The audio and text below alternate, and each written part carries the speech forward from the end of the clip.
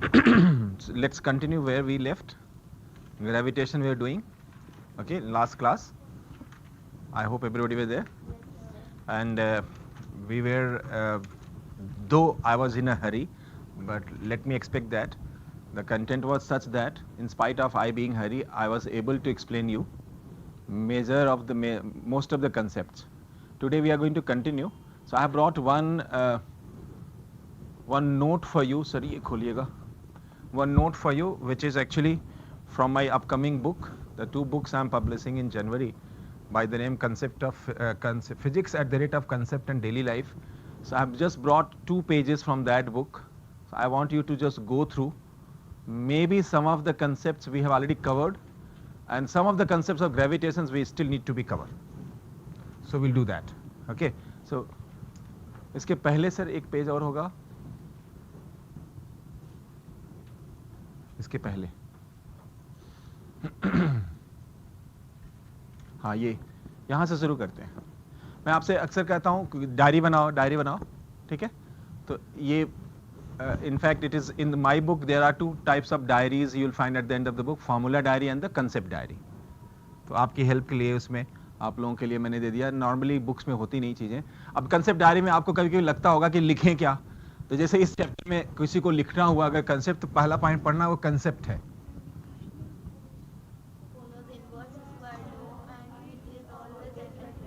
अब भले आपने पढ़ा हो फॉर्मूला वगैरह न्यूटन्स लॉ, लेकिन है तो यही फैक्ट कि this law G(m1m2 by r² is called inverse square law, and there are many forces in nature which follow this inverse square law, but there are forces, particularly nuclear force, it doesn't. So it's a concept, and it is always attractive in nature, unlike electrostatic force which could be repulsive also. Okay, similarly क्योंकि आपको ये मिल रहा है, मैं इसको सारा नहीं करा रहा हूँ, ये इनको सबको मिल जाएगा ना नोट्स, तो मैं बस आगे बढ़ रहा हूँ. I just begin with the formula diary.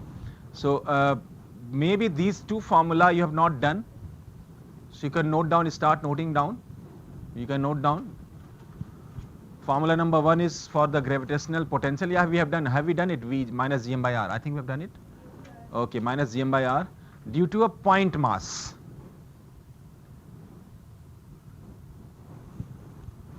But we have not done for a ring. So suppose we have a ring, then what would be the formula for the gravitational potential?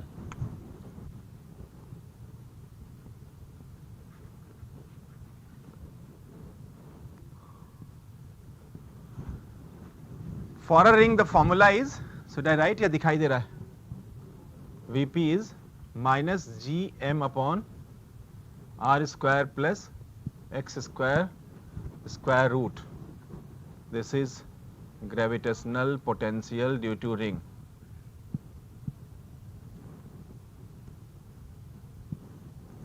Something like this, where this is x and this is r. इस point पे gravitational potential निकाला हमने. ठीक है, is that okay? Now let's see how the total concept start changing once we move further.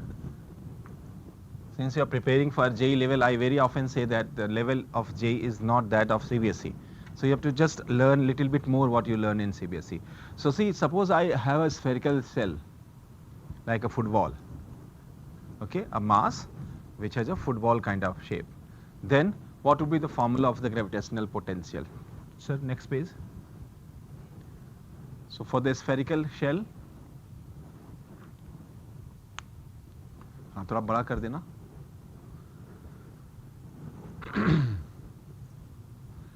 Now it is Gm by r, all right, but for what? For that means when you are outside the spherical shell, then the formula is same. That tells again a concept. What is that? Spherical shell is behaving like a point mass for those points which are lying outside the shell. ठीक है?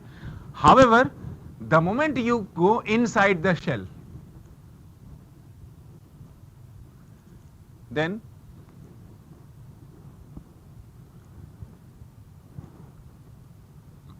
gravitational potential becomes constant. It is inside as well as on the sphere remains constant. I told you last class, अगर आपको याद हो कि 12th में पढ़ाया जाएगा कि if you have a constant potential differentiate with respect to distance, then you get the field. E is minus dV by dr. Something I told you, negative gradient of the potential is known as the field. So if I differentiate a constant, what is the result? 0. So field is 0 inside the spherical cell. Because of that, potential is constant. So what is the value of that constant? Gm by r. ठीक है, minus sign missing है, कोई बात नहीं, लगा लो. gm by r अंदर भी बाहर, मतलब सरफेस पे भी और अंदर भी, एवरीवेयर gm by r. ये for r less or equal sign था, वो थोड़ा गड़बड़ हो गया. ये होना चाहिए लेस आर इक्वल, आता नहीं लिखना, ये ठीक है. So this is one more important formula. Now there is another case of solid sphere. If it is a solid sphere, then see the story is entirely different.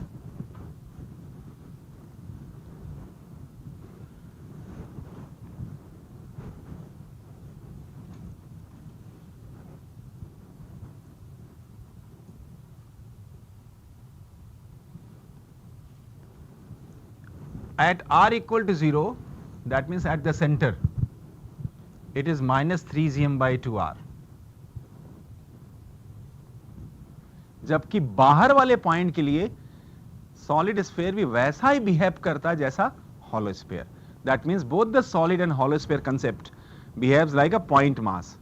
कब कब कब? For all the points lying outside. ठीक है, formula का derivation नहीं दे रहा हूं, जरूरत भी नहीं है, पर्पजली नहीं दे रहा हूं, चाहो तो और किताबों में मिल जाएगा. But what happens when you are inside but not at the center? उसके लिए इंटायरली एक डिफरेंट फॉर्मूला आता है. And that is very important for you to write. So this is for any point inside but not at the center. Centre पे तो ये हो जाएगा, ऑब्वियसली सेंटर पे यहाँ r0 रखोगे तो ये रिजल्ट आ जाएगा. तो अंदर स्फीयर के ये फॉर्मूला नोट कर लो, gm by 2r cube, capital R cube. What is capital R? Radius of the sphere. Bracket में 3r square minus r square. ये न्यूमरेटर में है और ये डिनोमिनेटर में. Note it down.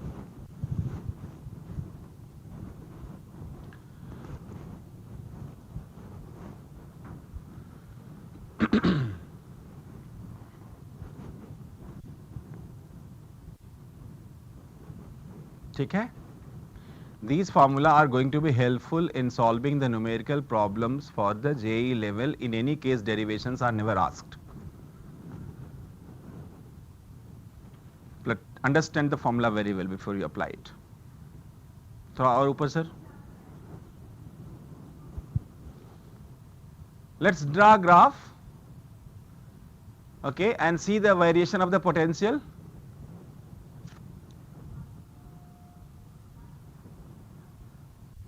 Can you guess ये graph किसका रिप्रेजेंट कर रहा है?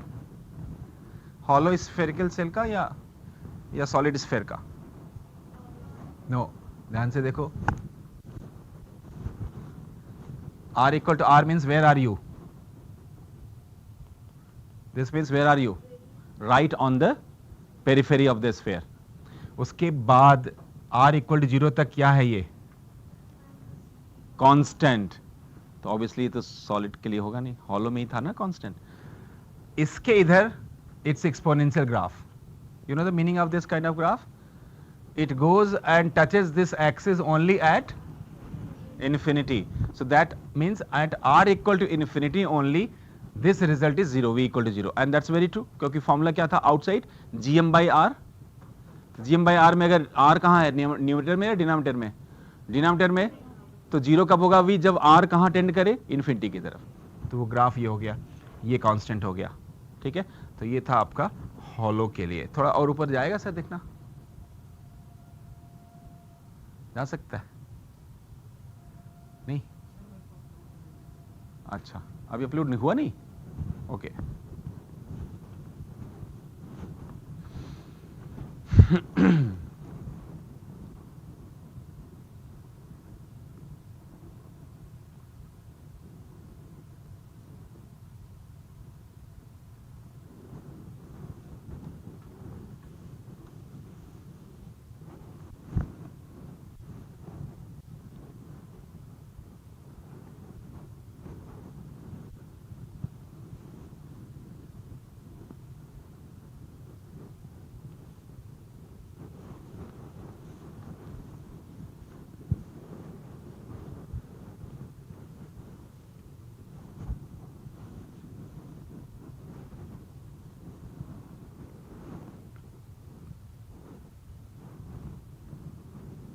चलो जब तक ये कर रहे हैं तब तक let us do a problem. See, I have 3 point mass. Note down. There are 3 masses m each are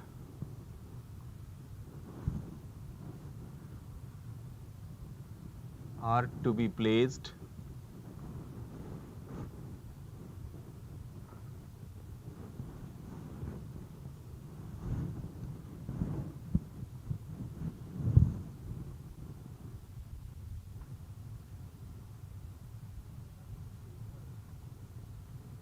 at the 3 corners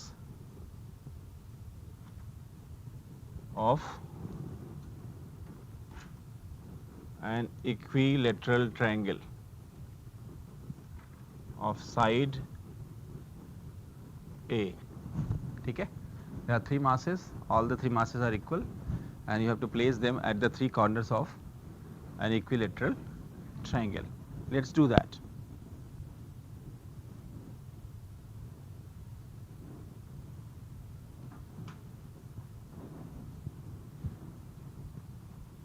ठीक है? Side is A.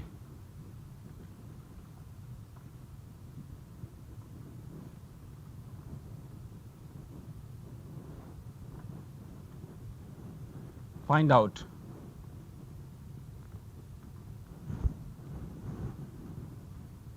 number 1, potential at P. P is the centroid. I'm talking about potential, not field. ठीक है? Concept which I told last time was for the field, and I tell you why. Because field is a vector quantity. Okay? So when you find out the net sum of all the 3 vector at the centroid, that will be 0. Potential is not a vector. So potential is scalar. So you have to probably not use the sign, vector sign. You have to just add them. So it can never be 0. Field चलो पूछ ही देता हूँ, अब तो आपने answer बता ही दिया. Field at P. इसका आंसर मैं ही लिख देता हूँ, किसी को कंफ्यूजन ना हो. ठीक है, इसका नहीं लिखूंगा. एंड थर्ड में potential energy of the system of masses. ठीक है, इज इट ओके? और चौथा भी लिख लो, very interesting.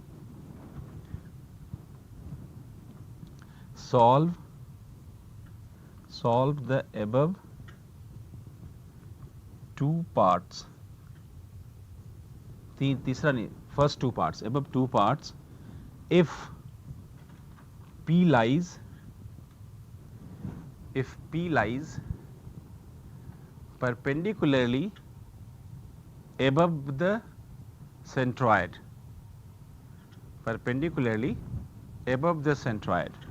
P lies perpendicularly above the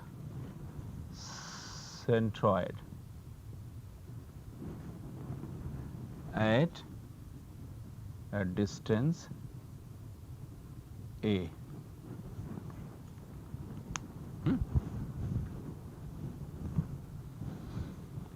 समझ नहीं आया? फर्स्ट तो चलो होने को तो सारा ही हो जाएगा, बट ये समझ में आया नहीं निकालना कहाँ है. ट्रायंगल अगर यहाँ है, जमीन पे ट्रायंगल है, तो सेंट्रॉइड के जस्ट ऊपर यहाँ ऐसे. ठीक है, कितने डिस्टेंस पे? जितना साइड है. तो it's a wonderful question. Fourth part, it might test your imagining power, because you chemistry में तो अक्सर करना होगा, टेट्राहेड्रल डायग्राम बनाना है, कभी क्यूबॉइड बनाना है, कभी क्यूब बनाना है, कभी FCC, कभी BCC structure banana. I've seen children structuring in the copy very poorly, those who are not having good imagining power. Physics में तो हमें उतना नहीं, but फिर भी physics में कभी कभी डायग्राम जो हम बनाते हैं, if that requires 3D structure, then your imagining power should be good. ठीक है? So इसको आप बनाना, डायग्राम बना के फिर प्रोजेक्ट करके फिर ज्योमेट्री लगा के डिस्टेंस वगैरह निकालना. पहला पार्ट हो गया.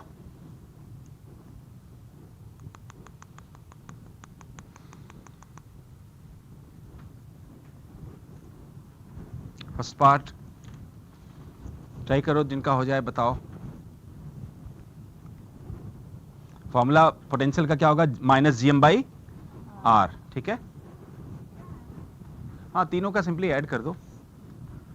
r क्या लोगे यहां पर, कौन बताएगा? सेंट्रॉइड से कॉर्नर a/√3, ठीक है। याद कर लो इसे, बल्कि याद कर लो, a/√3 is always the distance from the centroid to the corner of an equilateral triangle.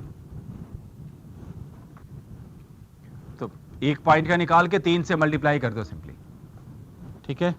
तो फर्स्ट पार्ट का आंसर क्या आया? v इज इक्वल टू -3√3 ना, -3√3 gm/a, यही ना, ठीक है। क्योंकि a/√3 ऊपर आ गया और 3 से मल्टीप्लाई कर दिया। सेकेंड पार्ट का मैंने ऑलरेडी 0 रख दिया। थर्ड पार्ट बोलो, थर्ड पार्ट कौन करेगा बताओ? Formula of the potential energy, what was that? gm1m2 minus gm1m2 by r. Then I told you how many pairs, how to form, how many pairs would be here? 3 masses, how many pairs? 3 pair only, ठीक है, 3 pair only। Formula लगाओगे 3 आएगा। कौन कौन से साफ दिखाई दे रहा, अंधेरे में भी दिखाई दे रहा, कितने पेयर बन रहे हैं, ठीक है। तो ऑब्वियसली सारे पेयर आइडेंटिकल हो गए, जो ये है वो ये, क्योंकि मासेस सेम है, डिस्टेंस सेम है। तो यहाँ भी बड़ा आसान है, किसी 2 मास का निकाल के उसको 3 से मल्टीप्लाई कर दो। तो क्या आ गया बोलो? -3gm/a, ये स्क्वायर हो जाएगा। gm1m2 स्क्वायर हो गया ना, अपॉन r। r में क्या ले लिया मैंने? a ले लिया, ठीक है। अब ये मैं आपके लिए होमवर्क छोड़ रहा हूं, तुम करते नहीं तो मैं क्या करूं, होम थोड़ी है यहाँ, तो क्लास वर्क होगा। पोटेंशियल एट, हाँ, okay, yes, I told you because I was doing a transformation between E and V and V and E, so I gave you deliberately। कुछ सीखो तो जाके कम से कम प्रैक्टिस तो करो घर पे।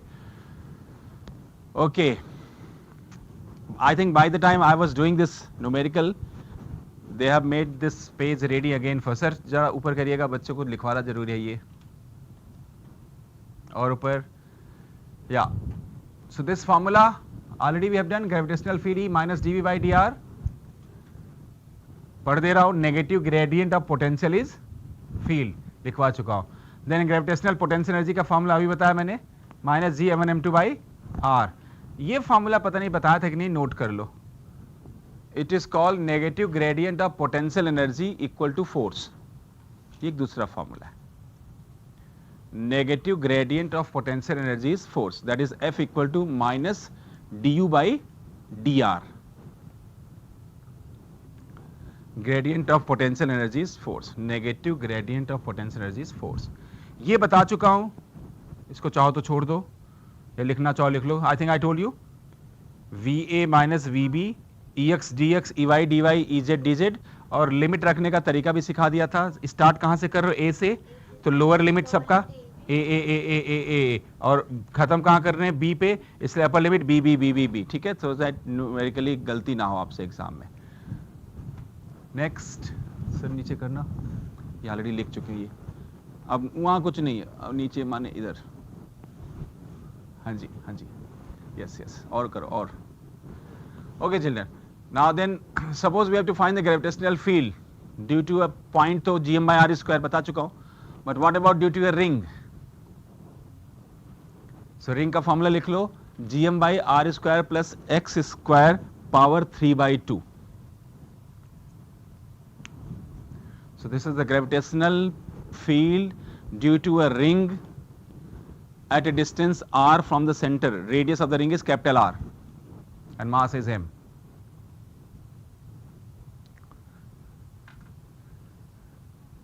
This is the graph for the spherical cell. देखो कहीं से कुछ गड़बड़ी आ रही है। Why we have taken a instead of A/√3 I took sir, but √3 has gone to the numerator. वही लिया जो आप सोच रहे हो, लेकिन कुछ थोड़ी सी मैथ्स भी तो लगानी पड़ेगी। ठीक है, आई होप समझ में आ गया होगा। उनका कहना ए क्यों लिया, ए √3 की जगह, तो √3 ऊपर चला गया। कंटिन्यू करते रहो। सो ये ग्राफ देखो, GM/R इसका ग्राफ है। ये स्पेरिकल सेल के अंदर समझ में आ रहा है क्या हो रहा है? यहां देखो, R = R के इधर फील्ड ग्राफ गायब है, मतलब E 0 है। सो inside any spherical body, spherical shell, the gravitational field remains 0, जो उस दिन मैंने बताया था आपको concept. But what about R is greater than R? GM/R², R less than R = 0। Spherical shell ऊपर करना सर।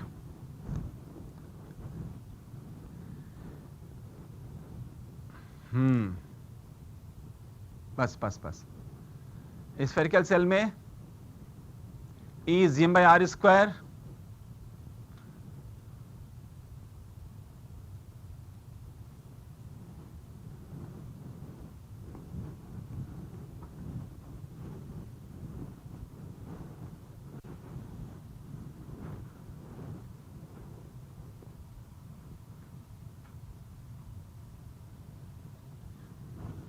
इसको छोड़ देना, इसमें कुछ गड़बड़ी लग रही है। ये छोड़ दिए, लिख लो, ये छोड़ दो, नीचे आ जाओ। आज का हिस्सा है ये, आज कराऊंगा, बट मैं चाहता हूं आप एक फॉर्मूला लिख ही लो। I will do it, don't worry. Have you heard about orbital velocity of a satellite? The velocity which a satellite possesses in its orbit। Formula note कर लो, GM/R + H।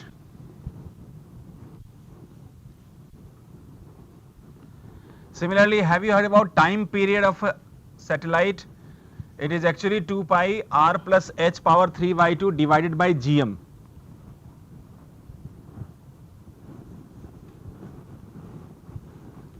ऊपर से ऊपर। Similarly, there is a very interesting concept ऊपर माने,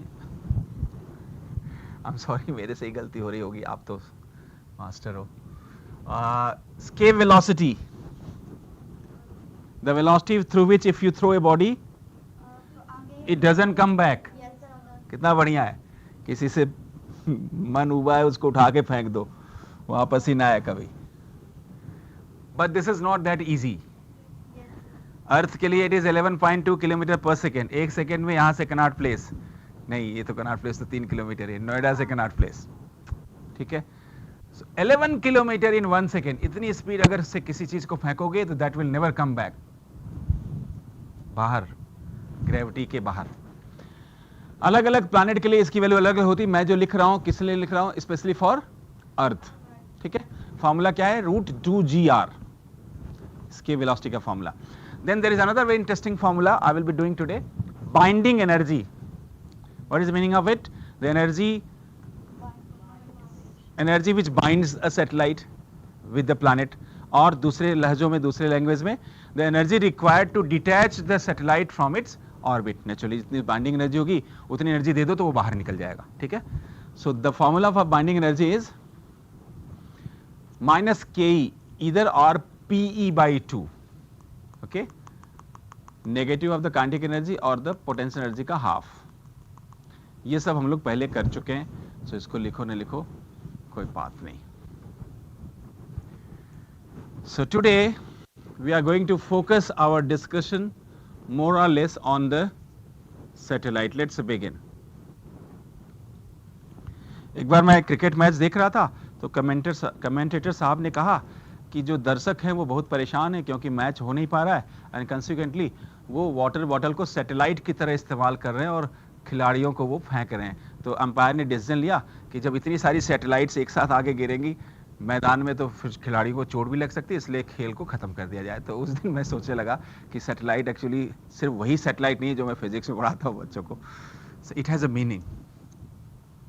सो anything which you throw, it is a projectile, but then if something is moving under gravity, if something is moving under gravity at a bigger scale, ठीक है, not this pen, don't call this pen as a satellite, but the moment it goes and start moving under gravity at a bigger scale, either it leaves the gravity or it doesn't leave the gravity of that particular planet, you can call that particular object as a satellite. So naturally moon is a natural satellite of earth. Naturally earth is a satellite of sun. isn't it? Definition तो यही कहता है. So yes, Earth is planet, but by concept, Earth is also a satellite of Sun. I wonder, Sun is a satellite of what? I'm not in a position to tell you because I don't know Sun किसके चारों तरफ घूम रहा है.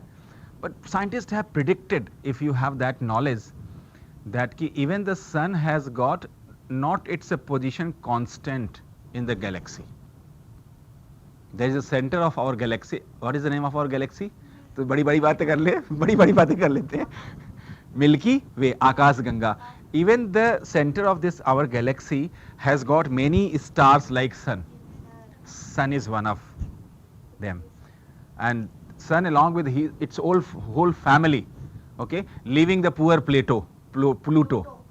Poor because few days back he was the member of the family and now he is no more the member of the family. तो Pluto के दिल पे क्या गुजरी होगी प्लूटो जानता होगा कि suddenly few scientists gathered together कहीं और बोलते हैं कि you are no more the part of the family, so you're out. Pluto ने पूछा भाई क्या गलती हो गई, तो बताया लोगों ने कि तुम ठीक से नहीं घूमते. सचमुच यही है, आपको हंसी आ रही है. उन्होंने कहा कि एक्चुअली योर ऑर्बिटिंग पैटर्न, चलो फिजिक्स के पॉइंट ऑफ से सुन लो, is not something which is similar to the other planets, and consequently the rules which we frame for the planetary motions like the one called Kepler's law and all that is not exactly valid for you in the same format, and therefore thank you very much, you be there but we cannot include you in our family anyway. So things are rotating around another object. The object which is rotating, that has to be little lighter in terms of mass, and the one which is at the center, that has to be little heavier in terms of mass. Then the lighter one can said to be satellite. Fine. Now the mankind started thinking, I think as early as 1920, around, after the great Einstein's theories started flourishing around, people started doing research and finding, yeah, it's very practical. Oh wow, this formula, that formula.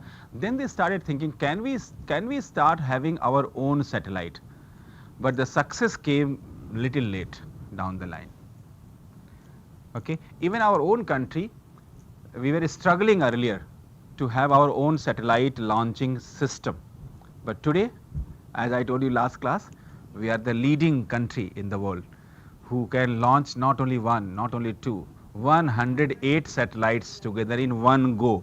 So we are actually, now we are in the market. This is a market actually, because every satellite which we launch always is very costly process, and therefore the countries who don't have that technology, they actually pay a lot of money to us, and then we do launching.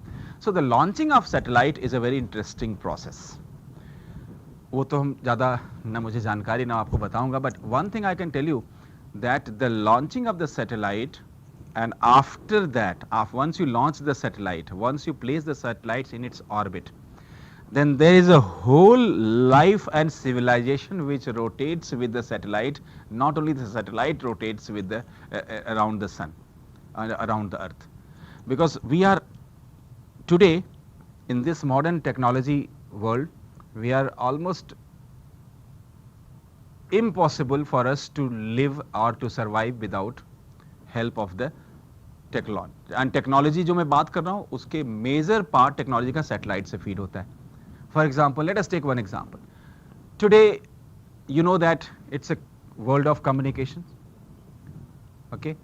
And the communication is always important when it reaches from one place to another appropriately at right time. ये नहीं कि मैंने कुछ इनसे कहा और ये अपना ही मिला के कुछ झूठ बोल के जाके पहुंचाएं, तो that's a very poor communication. Now this kind of strong and pious communication is possible using the satellite communication only. We take satellite as a help and we just communicate. That satellite which help us is known as the geostationary satellite. Now I was wondering that यार लोगों को बैठे बैठे दिल्ली में पता चल जाता है कि आसाम में एक जगह गड्ढा खोदते हैं, तेल निकल आएगा. ठीक है, ये तो बहुत डिफिकल्ट काम है, क्योंकि मुझे अब किसी को पता ही लग गया, अगर पहले तो पता लगाना कितना डिफिकल्ट है, और पता लग गया तो ऐसे तो हो नहीं सकता पहले खोदना शुरू किए, काफी बड़ा गड्ढा खोद डाले, ठीक है, और उसके बाद बोले सॉरी यार यहाँ तेल नहीं, कहीं और खोदते हैं. ये तो नहीं हो सकता, ऐसे मैन पावर वेस्ट कोई नहीं कर सकता. So there is another technology called remote sensing. through which we, using satellite, we know, we recognize that these are the places which are highly sensitive, and therefore if we dig a well, we might find certain important and costly minerals or maybe oil or the natural gas, like Bombay High में जैसे discover किया India ने. Bombay High is one of the biggest discovery and biggest asset now India could have ever. सोच भी नहीं सकते आप, सोच के imagine करो समुद्र के अंदर तेल, और वहां से फिर तेल निकालना और निकाल के फिर गुजरात तक पहुंचाना पाइप के थ्रू, एंड उसको प्योरीफाई करना, क्योंकि वहां पॉसिबल नहीं कि वहां मशीन प्लांट लगाया जाए, समुद्र में तेल निकल जाए, वो थोड़ी बात है. And then giving the supply, it's all possible because of the satellite. ठीक है. Medical technology, medically sometimes the doctors are in a very emergency need of help while they are performing the advanced operations, and it's the satellite only which can help them to get connected to whatever. Okay, I'm teaching here. There are 63 centers across the country, and all the centers, kids sitting here watching me, and it's possible because of the communication only, video conferencing, everything. Nowadays, actually, the world trade, communication, education, everything, even the monitoring of the funds and global banking and everything system actually is paralyzed if the satellite stops working. So the launching satellite and then giving its assigned job, every satellite is designated with a job, has become a very important part, and ISRO is not, as I told you, behind. So इतनी दूर तो मैं आपको लेके जा नहीं सकता. Maybe you become scientist and I wish that आप आगे जाके contribute करो इसमें, क्योंकि I told you India needs scientists and we are doing great work. But let us try to understand certain minutes at this level of class 11th कि satellite के launch करते समय, plus satellite एक बार launch हो गया, then what are the different parameters, okay, which determines and converts the satellite to a geostationary or the remote sensing satellite or the weather sensitive satellites. Okay? So let's begin one by one. First of all, if I ask you that Earth has a gravity and suppose I want to throw a body, so which kind of throw is appropriate, vertically upward or making some angle? As far as putting something in the orbit, this is the orbit. So throw number 1 or throw number 2, which is more scientific and which will require? Sure. Why is that? Why not 1? तो आप तो पहले से ही बहुत smart हो. 1 से क्यों directly, अरे ऊपर ही तो फेंकना है तो फेंक दो ऊपर. ग्रेविटेशनल फील्ड से बाहर जाना चाहिए. अच्छा, तो ताकि वापस ना आ पाए, तो ज्यादा वेलोसिटी से दे दो. इतनी वेलोसिटी लेकिन कहाँ से आएगी? ठीक है. So this could be a method. इसमें एक तो डेंजर वो जो आपने बताया, आई एम हैप्पी कि इट माइट गो, पता लगा फेंक तो दिया और जब तक हम लोग इधर चाय पानी कर रहे तब तक आगे गिर गया हमारे ऊपर ही. So this could be a very dangerous technique. Otherwise suppose करो कोई सोचता है कि इसको इतना जोर से फेंके कि वापस नहीं आए, then what is the velocity required? 11.2 kilometre per second. In spite of all technological advancement which India or any country, any world country has, it is not possible for anybody to create this velocity on the surface of Earth. 11.2 kilometre per second. Nobody can throw any object आज के date में, इतना advance होने के बाद भी. ठीक है, पॉसिबल ही नहीं है. इतनी वेलोसिटी कैसे कोई गेन कर सकता है? संभव ही नहीं है. ठीक है, मान लिया दोनों कारणों से ये तो छूट गया, ये छोड़ देते हैं. चलो अब ये तरीका है. अब हमें लगता है कि ये वापस नहीं आएगा, तो ऐसे तो हमने कई बार फेंका, वापस आ जाता. ठीक है, मेरे पास नहीं आता. ठीक है, अपना घर बर्बाद में पड़ोसी का हो जाएगा. So then it might still come back. So we have to do something. Number 1, again try to throw with a huge velocity, which is again a challenging job, not possible because you might spend a lot of money at Lord ke buddhu ghar ke aaye. So then another method, let us now put machine into the rocket, and these machines have got stage wise job to perform. First is stage over, first machine job is over. भैया तू जा भाग यहाँ से, उसको detach करके छोड़ दो, वो कचड़ा बन गया. So next stage machine begins. ठीक है, घर बनते हुए देखा है. आजकल तो लिफ्ट का जमाना. पहले हमारे जमाने में घर बनता था तो आदमियों को ना फ्लोर वाइज खड़ा कर देते थे. तो नीचे क्या करता था, कोई थाले में ईंट लेके आता था, ऊपर वाले को पकड़ाता था, ऊपर वाला उससे पकड़े हुए तो ईंट कहाँ पहुंच जाता था? 5वीं फ्लोर पे. अभी तो लिफ्ट है तो फील्ड बिल्डिंग भी बन रही है लिफ्ट के हिसाब से, ठीक है, 20-20 फ्लोर बन रहे हैं. So that stage wise job if you designate, okay, then you can successfully launch the satellite, and then the last stage comes once you reach to a level which is appropriately designed for you, then you might say goodbye to the last stage machine also. Or if it is not possible, then let me tell you honestly, at that stage, even if a kurkure packet remains in your pocket or you throw it out, the kurkure ka packet will continue to rotate in the same path for the whole life. Why? Because you have already given the velocity by default. मैं भागते हुए कोई चीज अगर छोड़ता हूं तो जब मेरे बॉडी से डिटैच होगी तो बाय डिफॉल्ट मेरे बॉडी वाली वेलोसिटी उससे मिली जाएगी, मैं चाह के भी नहीं कर सकता डिटैच. तो may be the last stage is very challenging. जो ऑर्बिट में फेंकता होगा उसमें कोई भी अगर कोई ऐसी चीज अनवांटेड रह जाती होगी, दैट रिमेन्स एज अ कचरा and continues to rotate throughout the life, but the people must have developed the technology on that. Let us don't debate on that, but this is how the satellite is launched. समझ में आ गया? So rather than one stage launching, what we adopt, multi-stage launching technology. Okay, rockets which we use, they are called multi-stage rocket. Fine, is it okay? PSLV, Polar Satellite Launch Vehicle, सुना होगा नाम? ठीक है, India का ही है, सुन लो यार, ठीक है. PSLV एंड पहले इनसेट हुआ करता था, फिर बाद में PSLV सैटेलाइट्स की वजह से. PSLV is actually wonderful device which takes the satellite at the different stages and then adopts the orbit at a height and then leaves it there. Let us now find the orbital velocity of a satellite. चलो मैं assume कर लेता हूं कि हम लोग कहां पहुंच गए, ऑर्बिट में. This is Earth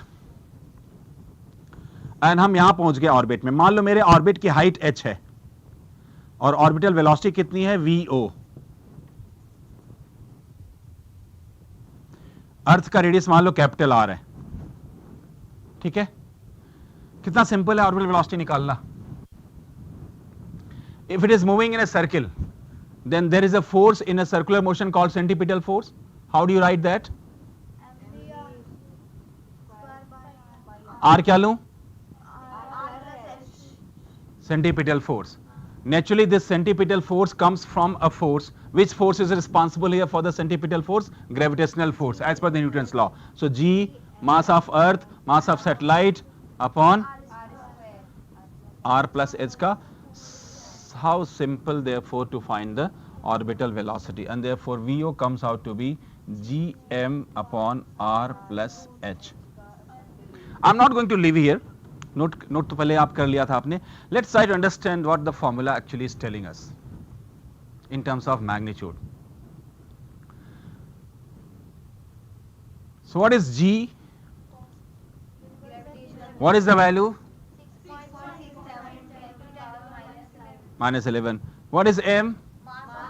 what is the value? God knows. ठीक है, हमने क्या सारा रटने का ठीका लिया है? ठीक है. सो मैं भी आप ही की तरह हूं. सो जहां कभी ये दोनों एक साथ दिखें, ठीक है, भाई नुमा, उनको वहां से हटाने की सोचते हैं. कैसे? बहुत प्यार से. Capital GM is equal to GR². अभी मैं पूछूंगा तो आप आराम से बता दोगे. यहां आप हंसने लगे थे. What is small g? पूरी दुनिया खुश. What is capital R? कितना? ये भी याद होगा, 6400 किलोमीटर. तो अननोन, दो अननोन से दो नोन में जाना हमेशा बेहतर होगा. ठीक है, तो अगर मैं ये रख दूं तो नया फॉर्मूला क्या बन गया? उसमें भी R बाहर आ गया.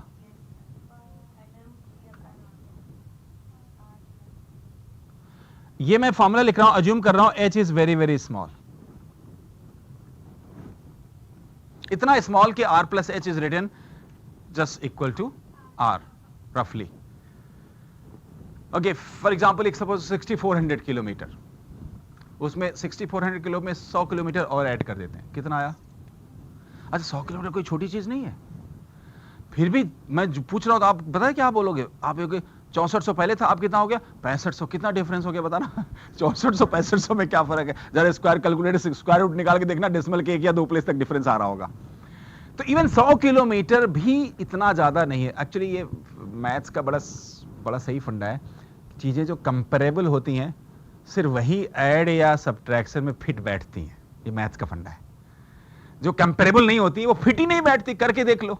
अपना सर पीटो उससे अच्छा, ठीक है। इसलिए कभी नेग्लेक्ट करने की जब बात आपको कोई पढ़ाए, मैं पढ़ाऊं या केमिस्ट्री या फिजिक्स वाले, तो ये भूलना मत कभी भी, याद रखना। मुझे भी ऐसे मेरे टीचर ने समझाया था, आज तक याद है कि भैया जी नेग्लेक्ट करना सिर्फ कहाँ अलाउड है, जहां चीजें ऐड हो रही हो या मल्टीप्लीकेशन और डिवीजन में नेग्लेक्ट करना अलाउड नहीं है, उसमें गड़बड़ हो जाता है, ठीक है।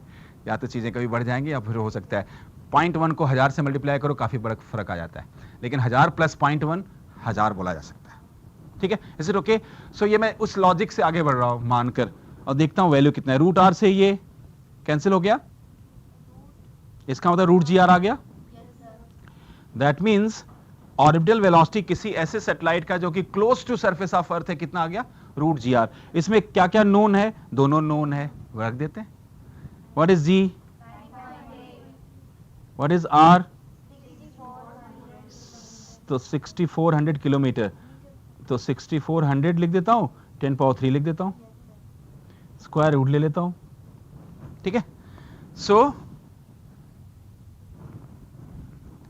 ये तो बड़ा आसान है, क्योंकि इसका स्क्वायर रूट 8, इसका 10, इसमें से एक 10 ले लेता हूं, यहां कर देता हूं, तो ये 49 इंटू 2 हो जाता है, 49 का स्क्वायर रूट 7। यहां जब एक 10 ले ही लिया तो यहां 200 बचे, 100 का स्क्वायर रूट अगेन, तो बहुत आसान है निकालना। कितना आ गया बताओ, ये तो आप भी फट से करके बता सकते हो, बताओ कितना आ गया, जल्दी बताओ। रूट 2 बच जाएगा बाद में, जो जो बाहर आया लिख रहा हूं, 7 8 100, ठीक है बच्चों। 56 रूट 2, रूट 2 कितना होता है, 1.414 इंटू 100, 100 से कर दिया तो 141.4 आ गया। 56 इंटू, देखिए किसकी मैथ सबसे अच्छी है, फटाफट करके बताओ। 56 इंटू 141.4, फटाफट।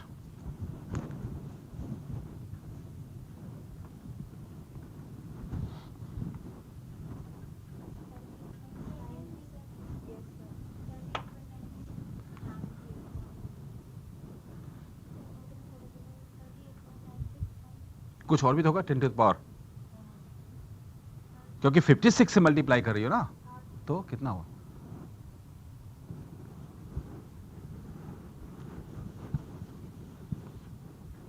चलो कभी कभी रटी चीज भी काम आती है। लगभग 8 किलोमीटर पर सेकेंड लिख लूं,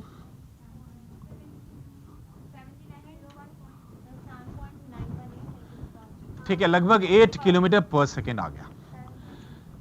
8 kilometer per second is coming out of the velocity of that satellite which is close to the surface of Earth.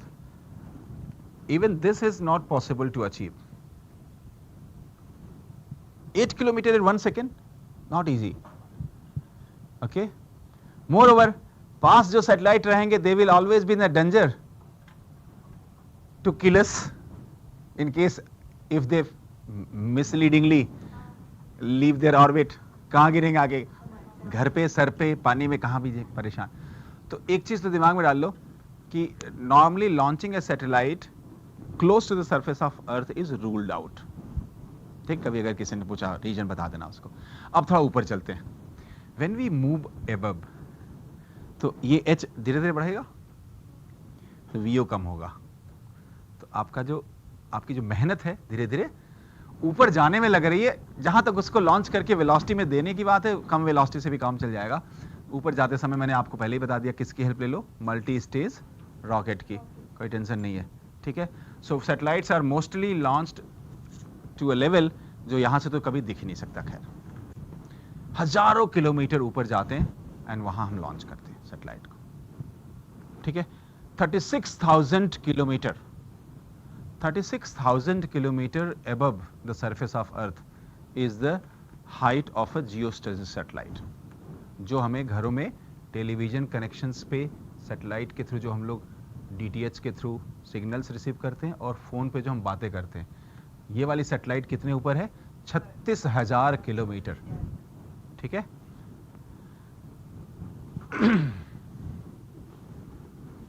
Information के लिए लिख लो, बाकी कैलकुलेट करवा देंगे अभी।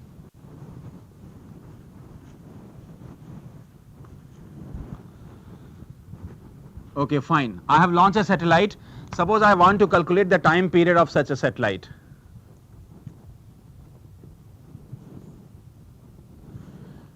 नाउ 2 पाई आर, आर जहां आ रहा मैं ये लिख रहा हूं, कोई दिक्कत नहीं है ना आपको। 2 pi R upon VO is equal to T, समझ आया?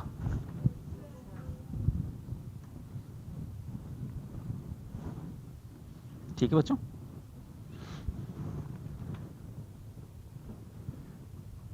I can write therefore 2 pi r plus h square root of r plus h divided by gm का स्क्वायर रूट, ठीक है, इज इक्वल टू vo। मैं पहले आपको बता चुका हूं कि जहां gm आया वहां हटा देना, बट यहां मैं नहीं बोलूंगा हटाने को, इसके पीछे एक रीजन है, सुन लो ध्यान से पहले। सॉरी t, ये पावर हाफ है, ये 1 है, दोनों मिलके क्या बन जाएंगे? 2 पाई r plus h power 3/2 divided by gm square root. I told you that last class, I think I told you that physics में बहुत से केसेस ऐसे हैं जिसमें डायरेक्ट मेजरमेंट पॉसिबल ही नहीं है।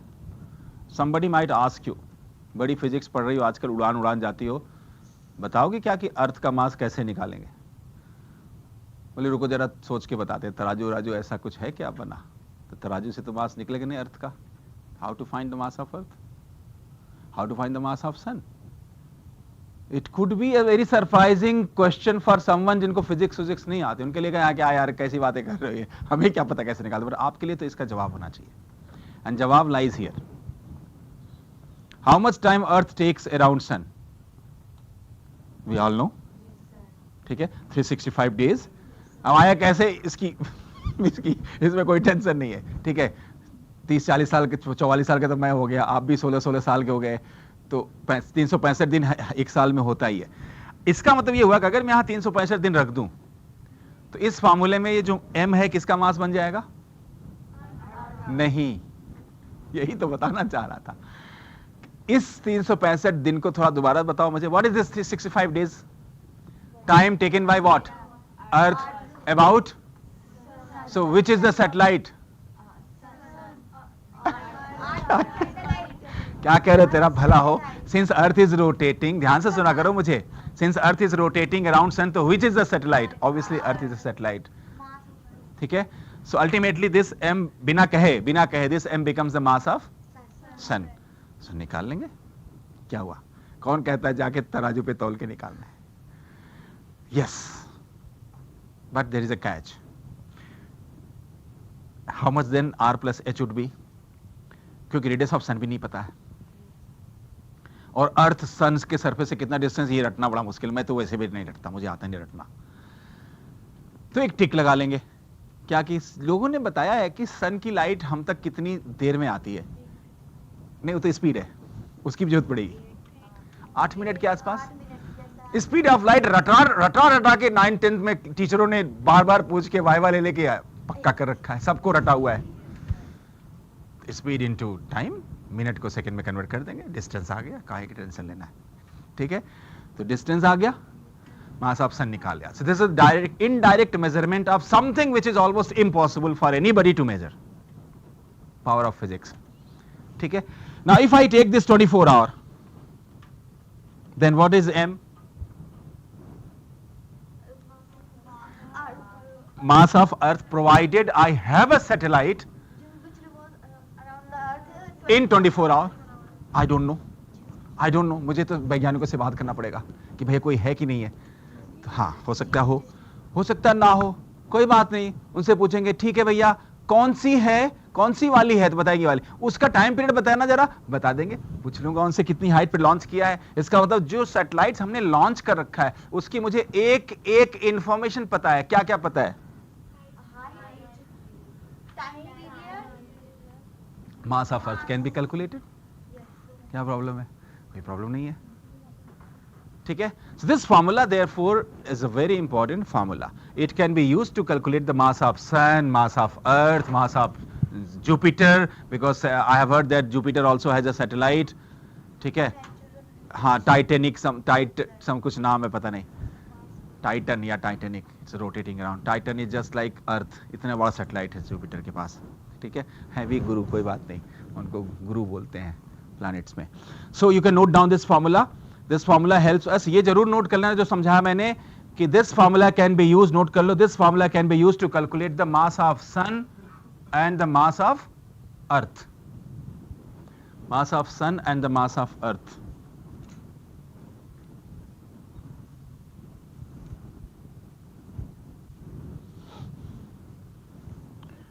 ठीक है children?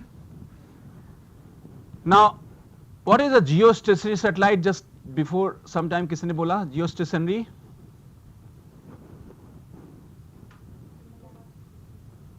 what is this satellite and what is the satellite? The satellite which is at rest with respect to earth.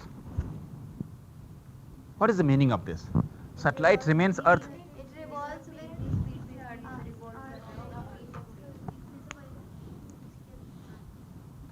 यही गड़बड़ी कर दी है बेटा, हम आपसे कॉन्सेप्ट में कंप्रोमाइज नहीं कर पाएंगे, ठीक है?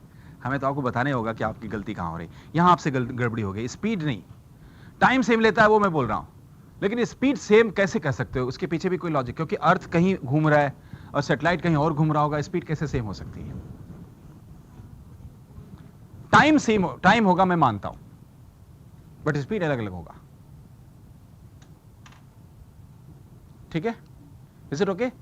अब जैसे एक बच्चा यहां खड़ा है, आप खड़े हो जाओ बेटा, यहां खड़े हो जाओ, ठीक है? और मेरी तरफ मुंह करके खड़े रहो। अब मैं घूम रहा हूं, ठीक है? आप वहीं रहना, आप मत घूमना। तो अगर ये नहीं घूम रही हैं तो निश्चित रूप से एक टाइम ऐसा आएगा, आई will B at the back.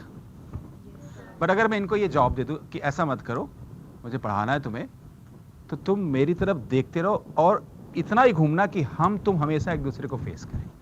अब जरा सोचना, किसको तेज घूमना पड़ेगा, किसको स्लो घूमना पड़ेगा?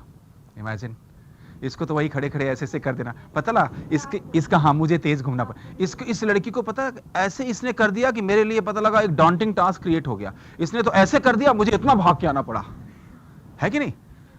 पता लगा इसने गुस्से में ऐसे कर दिया, मैं तो गिर जाऊंगा क्योंकि मुझे तो 1 आवर कंप्लीट करना पड़ गया। तो स्पीड कैसे सेम हो सकती है?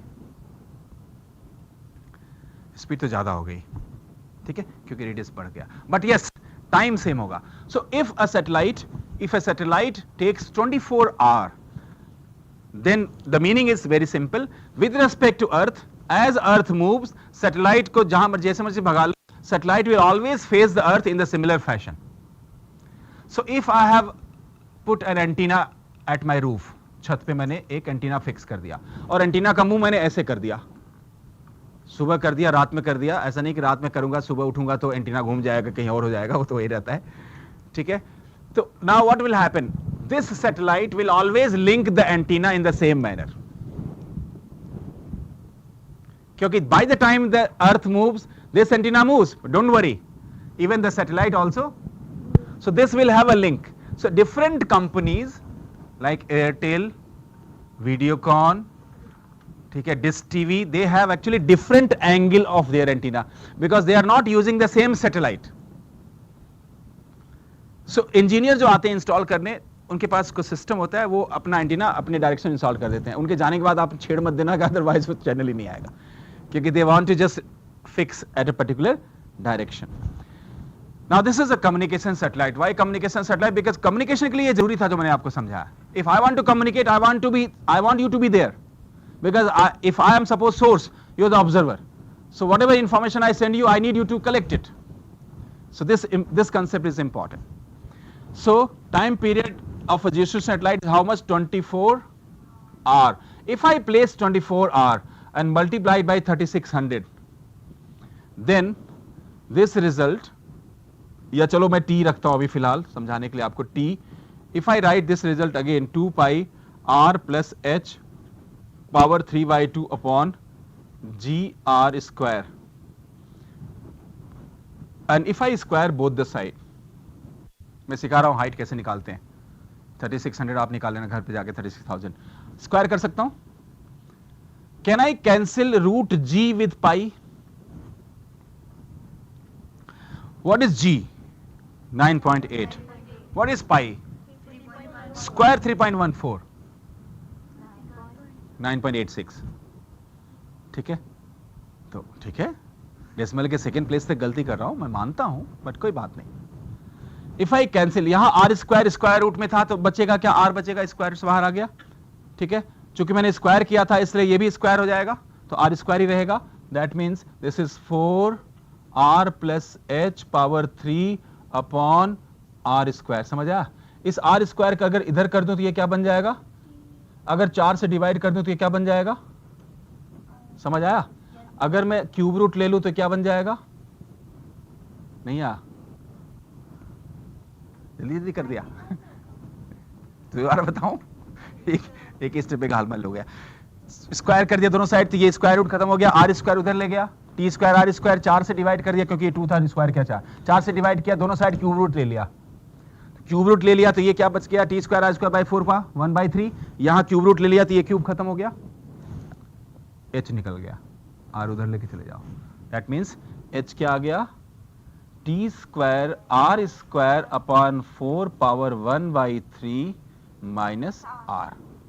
ये आपका होमवर्क है जो मैं देता हूं, प्लीज कर लिया करो, क्योंकि लाइफ में एक बार तो करो, मैंने तो पता नहीं कितनी बार कर रखा है, हर साल एक बार कर लेता हूं बच्चों को। जिनको नहीं निकलेगा मैं आपको बता दूंगा ट्रिक इसका क्या है, बट इट्स वेरी सिंपल। आप वैल्यूज डालना और जो चीजें 3 बार आएंगी वो बाहर आ जाएगा, जैसे 8 × 8 × 8 अगर इसमें है 1/3 है तो 8 बाहर आ जाए, ठीक है। ऐसे आराम से करोगे तो लॉक टेबल के बिना हो जाता है ये। फिर भी लॉक टेबल यूज करना चाहो तो आपके ऊपर छोड़ रहा हूं, but calculate the value and the value is going to be how much, रफली this is your homework, okay, all of you please do it. The height of a geostationary satellite comes out to be 36,000 kilometer.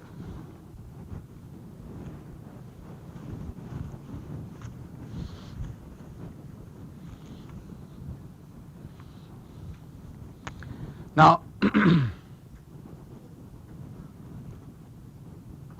as you said, as we define, something needs to be projected such that it doesn't come back. So I have thrown with the velocity VE. The mass is m and the mass of Earth is m. Okay? Law of conservation of energy.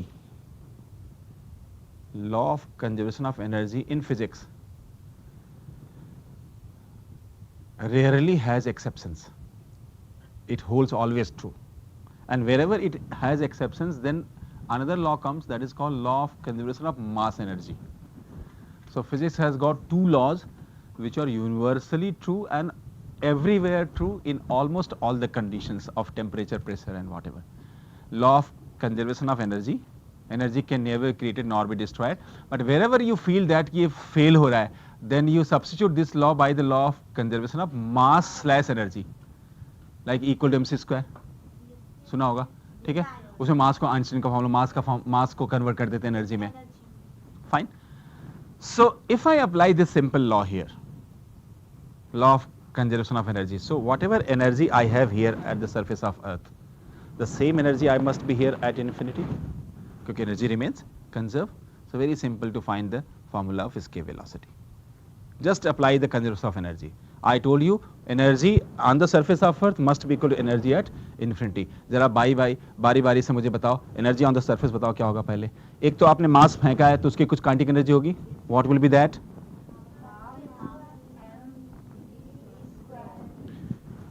और यहां पर जो मास रखा हो ना फेंका हो तो उसकी कुछ पोटेंशियल एनर्जी होगी अर्थ के respect, what is that, minus mgh। अच्छा मुझे mgh वाला भी बताना है कंसेप्ट यार, हाँ वो mgh, अच्छा वो याद दिला दिया, mgh के पीछे भी एक देयर इज अ मिसकंसेप्शन जो 9th में पढ़ाया जाता है आपको, और mgh कहाँ वैलिड है कहाँ नहीं ये भी बताना जरूरी है, प्लीज मुझे याद दिला देना अगले टॉपिक पे जाते समय। माइनस वो फॉर्मूला जो आज अभी मैंने पढ़ाया पोटेंशियल एनर्जी का, Gm1m2/r minus g mass of earth, mass of body upon radius of earth, क्योंकि ऑन द सरफेस हूं, ये आ गया एनर्जी ऑन द सरफेस, मैंने कहा इक्वल कर दो इन्फिनिटी पे। चलो इन्फिनिटी पे बताओ क्या होगा, मैंने फेंक दिया तो मैं मान रहा हूं कि इतनी दूर चला गया वापस ना आए, तो कितनी दूर जाएगा वापस ना आए, इन्फिनिटी, ठीक है। And what is the meaning of infinity, r equal to infinity. So what is the potential energy at infinity, 0। Kinetic energy बोलो, अब जब वापस ही नहीं आना है उसे, पोटेंशियल एनर्जी 0 हो गई तो काइनेटिक क्यों दूं उसे, काइनेटिक, ये तो वही बात है कि आदमी मर गया उसको फिर भी मारे जा रहे हो, है? लेकिन वापस नहीं आएगा ना। किसी बॉडी को आपने ऐसा फेंक दिया कि अर्थ की पुल से बाहर हो गया, तभी तो पोटेंशियल जीरो हुई। तो जो अर्थ के पुल से बाहर हो गया उसका तो चांस ही नहीं है वापस आने का। तो जिसका चांस ही नहीं वापस आने का उसको काइनेटिक एनर्जी दे किस लिए रहे हो? एक तो लॉजिक ये है, ठीक है। दूसरा लॉजिक भी सुन लो, हम बेवकूफ थोड़ी हैं, हम माने हम सारे। मतलब ये क्या मंत्र पढ़ के दे दे रहा हूं एनर्जी? मतलब यहां मैं क्या करने वाला हूं? मैं तो कुछ ऐसे मंत्र पढ़ूंगा चला गया। तो अगर जो व्यक्ति ऐसा सोचेगा, सपोज समबडी थिंक्स दैट कि no no no no I still want to retain some kinetic energy, don't you feel that that fellow has to do more work on the surface of earth? एक तो वैसे लाले पड़े energy के, क्योंकि फेंकना है किसी चीज को, तो इसी से खुश हो जाते हैं कि once it reaches at the infinity, even if it doesn't have any kinetic energy, job is done, be happy, because in any case this is not going to come back. ठीक है, इज इट ओके? अंग्रेजी में बोलते हैं इसको, अगर आप कभी भी ऐसी सिचुएशन आए तो लॉज अपनी जगह पे है, but let us protect the generality.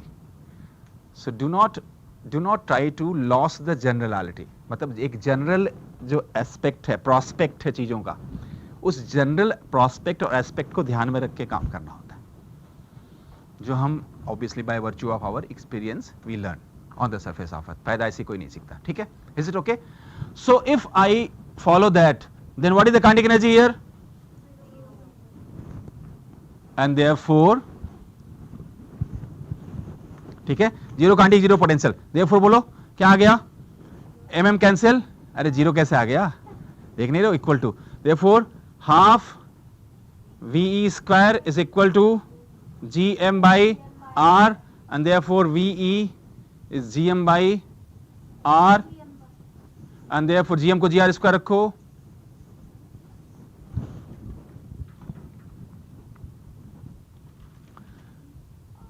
मैंने आपको इसी दिन के लिए वो रूट GR कैलकुलेट करवाया था, आ गया वो दिन। जल्दी से याद करके बताओ क्या था रूट GR, क्या आया था? अब कॉपी देख रहे हैं सारे, 5 मिनट पहले पढ़ाई हुई कोई चीज कैसे भूल सकते हो? 8, ठीक है।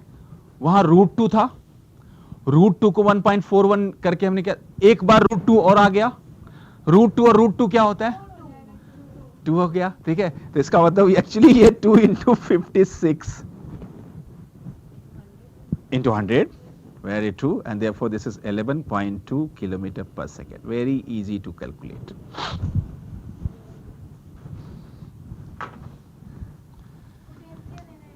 जी, पोटेंशियल एनर्जी किसकी? सैटेलाइट की? हाँ बता रहा हूँ, हाँ यस यस, अच्छा हो याद दिला दिया, भूल जाऊंगा, पक्का भूल जाऊंगा, but this is something wrongly taught in class 9th।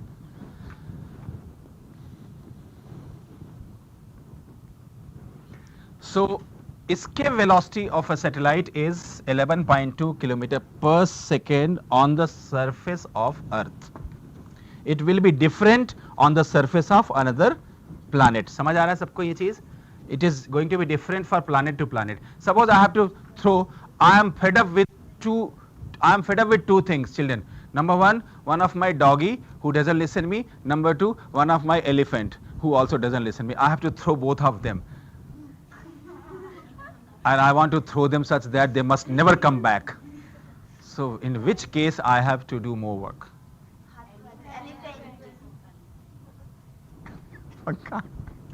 Pakka? Okay. So I have to do more work in case of throwing elephant. Achha, in which case I have to give more velocity? Elephant or doggy? अब कहोगे sir आप ही बता दो, आप ही की हाथी, आप ही का कुत्ता, अब पता नहीं क्या बोल रहे हो आप, ऐसे बोल दो। यार सोच के देखो, this formula does not contain mass.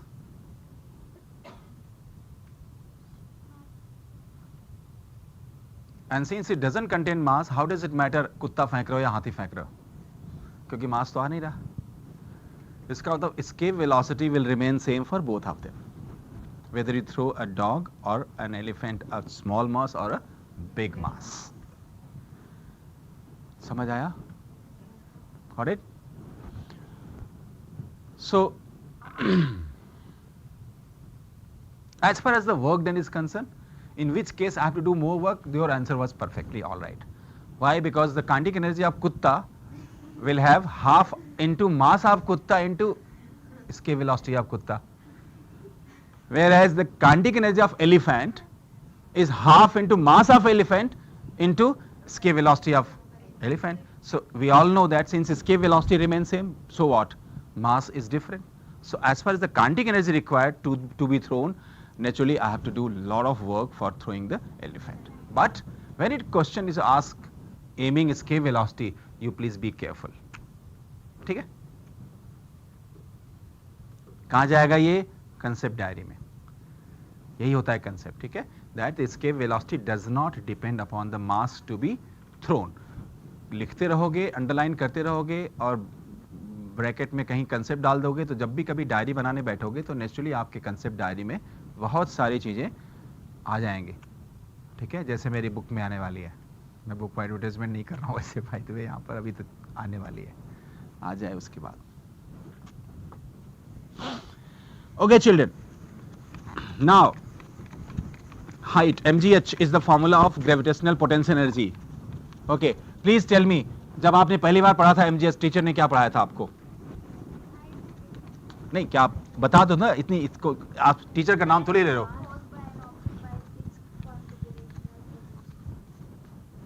So I want all the children across the country online listen carefully. In 9th class it is taught that mgh is gravitational potential energy. ये पढ़ाया जाता है.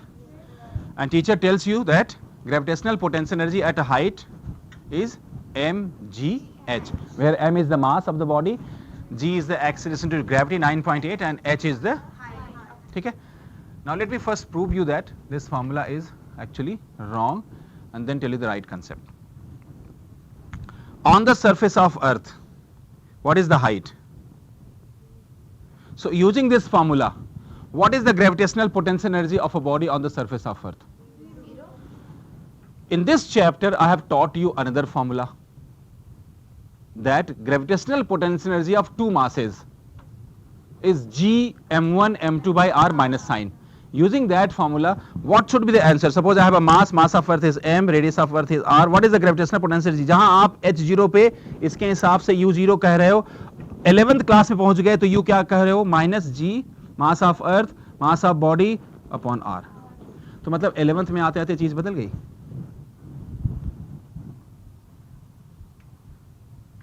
बच्चों जरा पढ़ देना, मुझे पढ़ने में नहीं आ रहा.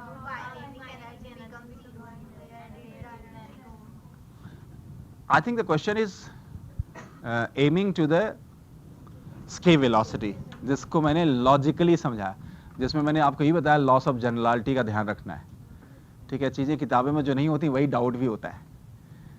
तो काइनेटिक एनर्जी मैं चाहूं तो रख सकता हूं, लेकिन लॉजिक उसके पीछे जो बताया था कि मुझे लगता है मैं बेवकूफी कर रहा हूं, और मैं बेवकूफ नहीं हूं. जब वो आना ही नहीं वापस लौट के तो उसको मैं काइनेटिक एनर्जी क्यों दूं? मोर ओवर डेफिनेशन क्या कहता है? चलो थोड़ा बुकिस हो जाओ. It is what? Minimum velocity. तो भाई साहब मिनिमम वेलोसिटी तो वही होगी ना जिसमें उसे पहुंचा दो, बस उसको जिंदा मत रखो, पहुंचा दो बस, that's it. And therefore kinetic energy can be taken 0. यहां आ जाओ.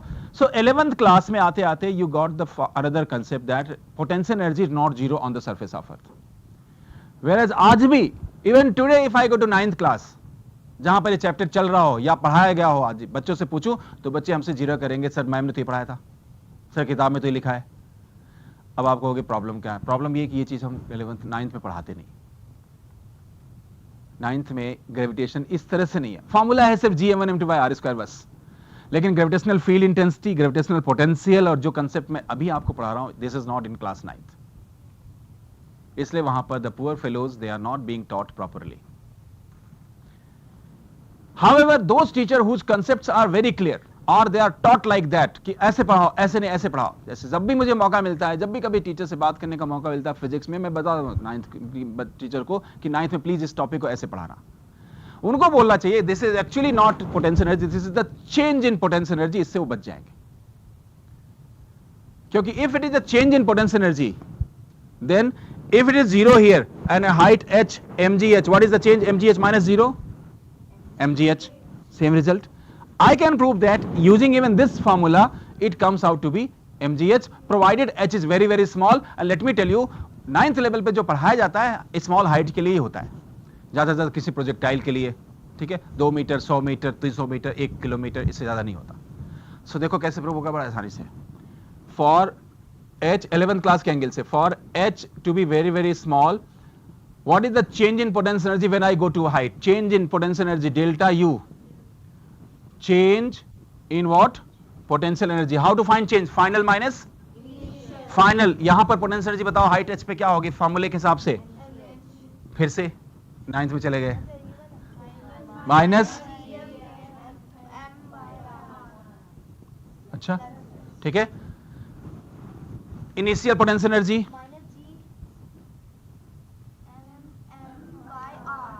माइनस माइनस प्लस, कॉमन क्या लूं?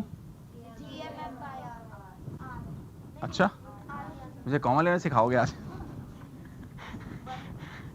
Okay, so r plus h, ऊपर क्या बचा?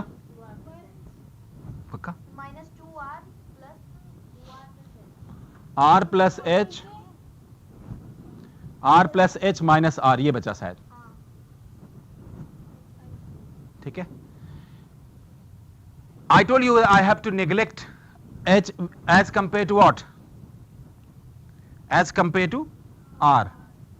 So as compared to r, if I neglect h, then r plus h will be written as good as r. So this is r square. Now gm is gr square. So r square cancel. mg बाहर, यहाँ h. But conditional.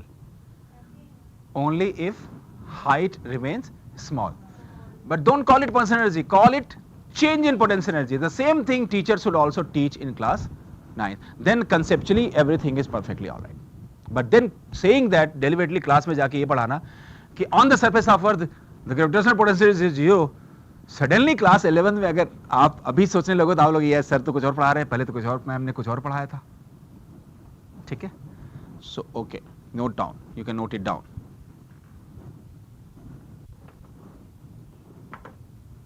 Question?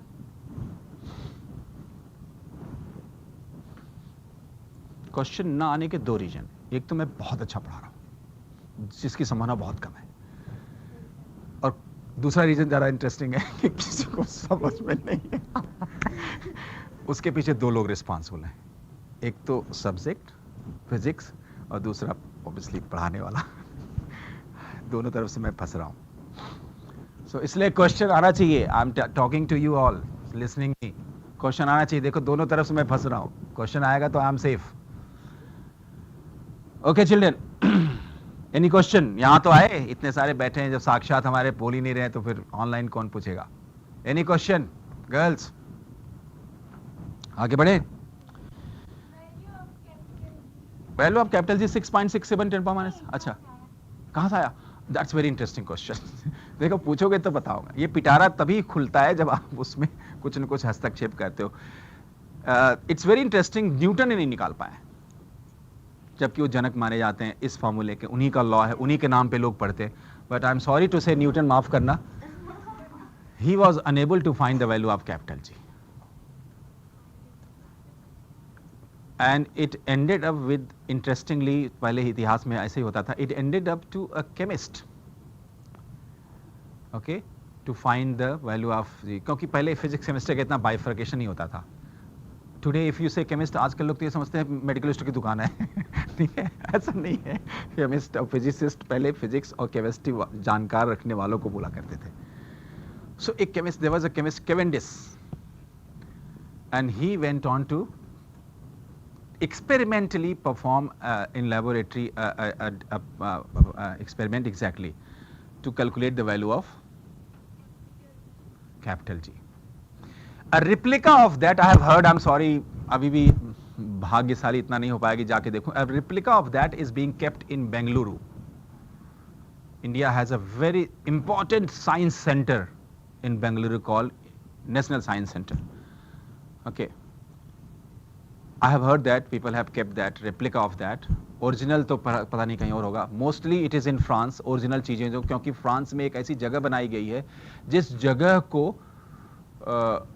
at NTP STP maintain करके रखते हैं, ताकि external temperature and pressure का जो कुप्रभाव पड़ता है that should not be affecting the significant standardized values जो आपको पढ़ाई जाती है फिजिक्स में, जैसे 1 kg mass is defined, 1 metre length is defined, similar basic definitions की चीजें जो हैं they have been kept there, okay, somewhere in the France.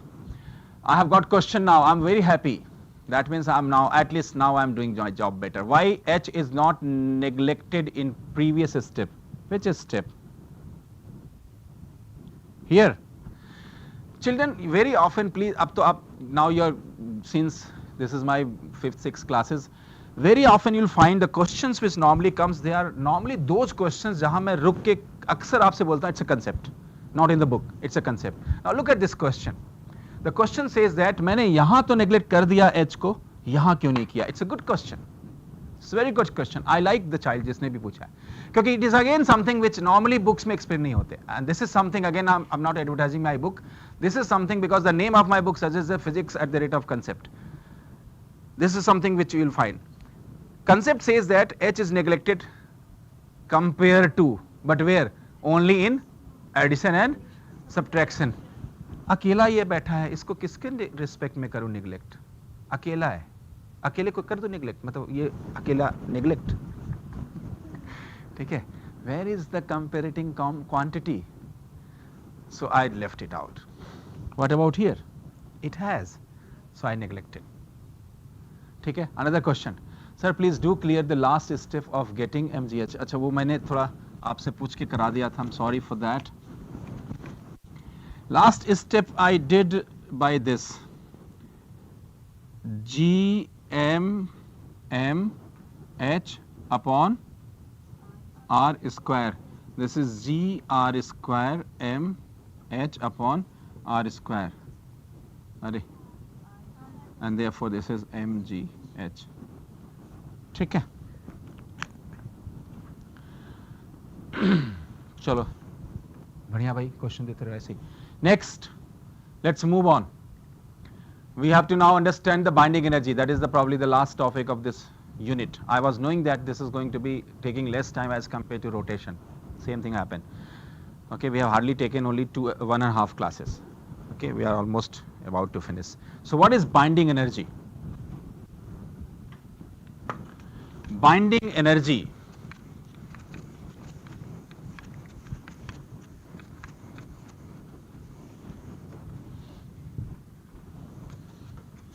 Have you heard about this in physics? Physics के अलावा कहीं और? Chemistry में? No. अच्छा, have you heard ionization potential? Physics में तो है नहीं, chemistry में है. Have you heard about ionization potential? Enthalpy. Don't call enthalpy. L is silent. Call enthalpy. Call enthalpy. ठीक है? So yeah. So what is that ionization potential? Is it a potential? Yeah, it is energy. So it is energy, but you call potential. So you have to be careful. You are calling it potential, but actually it is energy. Okay.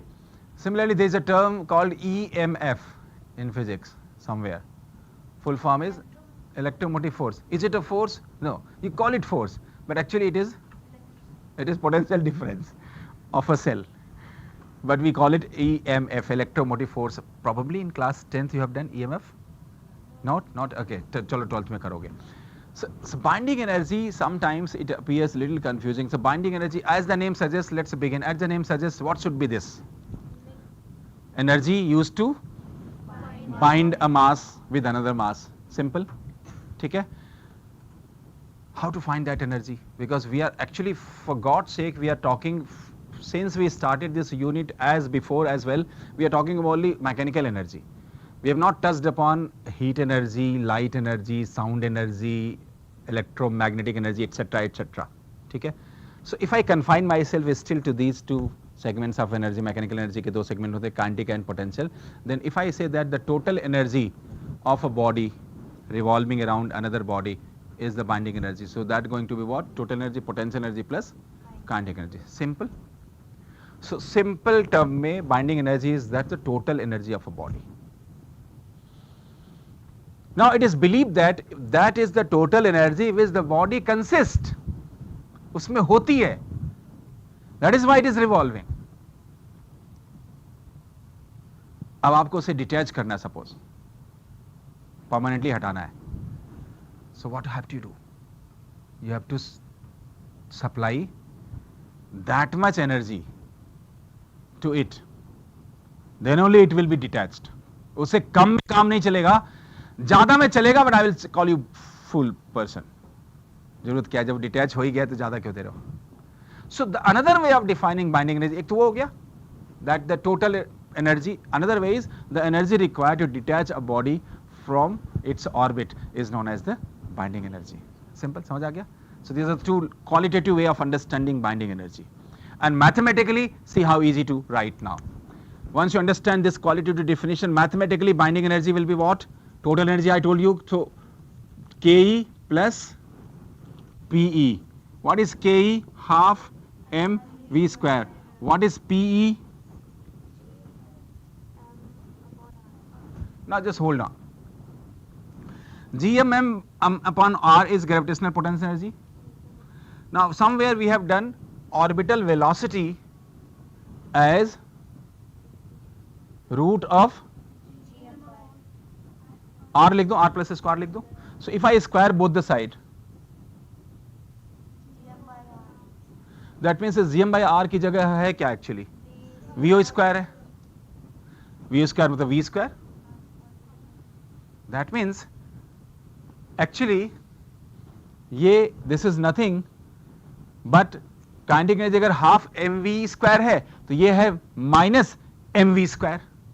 तो minus को भूल जाओ अगर तो kinetic energy का double है ये. समझ आया? माइनस को अगर भूल जाओ तो काइनेटिक एनर्जी का डबल है. दैट मीन पोटेंशियल एनर्जी क्या है? Potential energy actually kinetic energy जो होती है, ठीक है, उसका 2 टाइम्स है. अब नेगेटिव साइन को भी याद कर लेते हैं. तो नेगेटिव अगर इसको मैं काइनेटिक एनर्जी लिखता हूं और इसको माइनस ऑफ 2 काइनेटिक एनर्जी लिख देता हूं तो टोटल कितना आ गया? Minus of kinetic energy. Hence proved. एक और कंसेप्ट आ गया कि binding energy actually happens to be what? Negative of the kinetic energy. और while I was proving it, आपने वॉच किया होगा, I also went on to say that half of the potential energy is the kinetic energy. तो हमने prove क्या किया? अभी question आ जाएगा इसलिए इसको तरह लिख के करता हूं. दिस इज के, दिस इज माइनस ऑफ 2 के. समझ आया?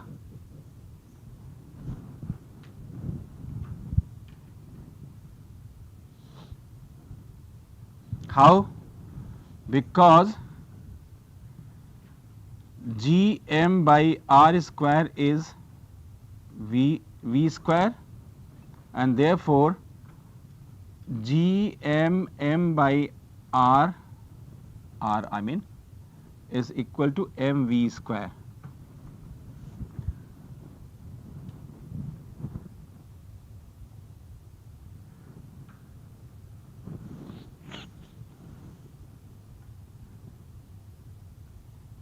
ठीक है.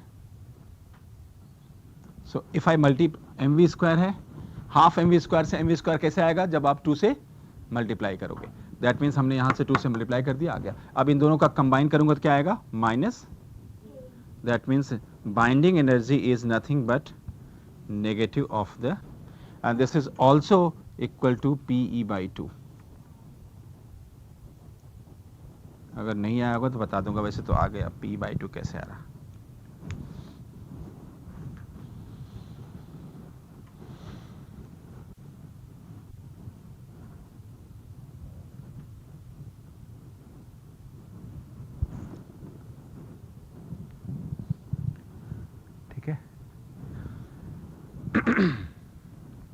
So total binding energy is coming out to be positive or negative? Kinetic energy is never negative. Remember, kinetic energy will never be negative. So negative Ke का मतलब क्या हुआ? Binding energy is always negative in this case. ठीक है? Now what is the meaning of that? Binding energy negative का मतलब क्या हुआ? The body, I told you last class, body is in bound state. It is under the which force? Attractive force. So somebody needs to apply some external force or energy to detach it. Okay, so you can note down somewhere, negative sign here indicates the attractive force are the bound state of the satellite. Bound state of the satellite.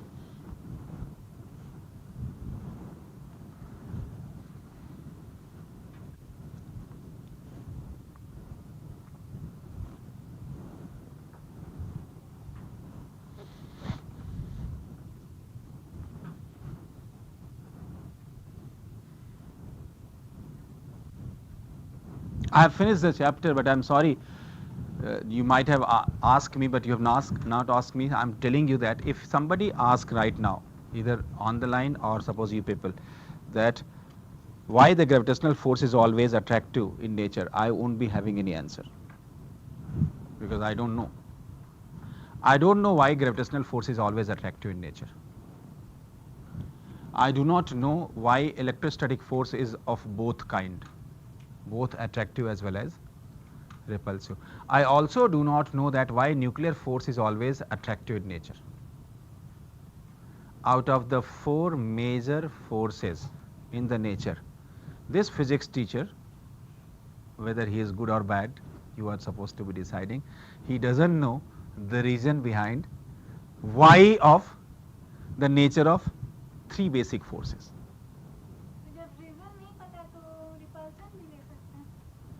But we see on the ground that repulsion, it doesn't have repulsion. Had it been repulsion, then probably Earth could have not been revolving around Sun. Yes, sir.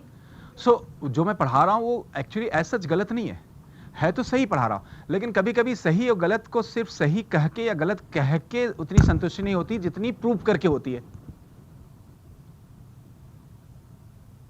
क्योंकि देखो logical skill तो पैदा होने के बाद ही develop करते हैं ना हम लोग. अगर हर चीज को हम ऐसे ही एक शाश्वत सत्य की तरह एक डिवाइन चीज मानते जाएं तब तो हम बहुत बड़े पुजारी बन जाएंगे. फिजिक्स का मुझे नहीं पता आएगा कि नहीं आएगा. जब भी कुछ आएगा अरे नमस्कार करता हूँ, कौन सा फॉर्मूला न्यूटन्स फॉर्मूला, अरे नमस्कार करता हूँ. अरे क्या GR स्क्वायर, अरे नमस्कार करता हूँ. ये क्या, ये कौन सी पढ़ाई पढ़ ली हमने. ठीक है, we have to understand. So probably the answer of these questions either they are not there या आई डोंट नो. आपके ऊपर छोड़ रहा हूँ, अभी तो हम आपके साथ रहेंगे.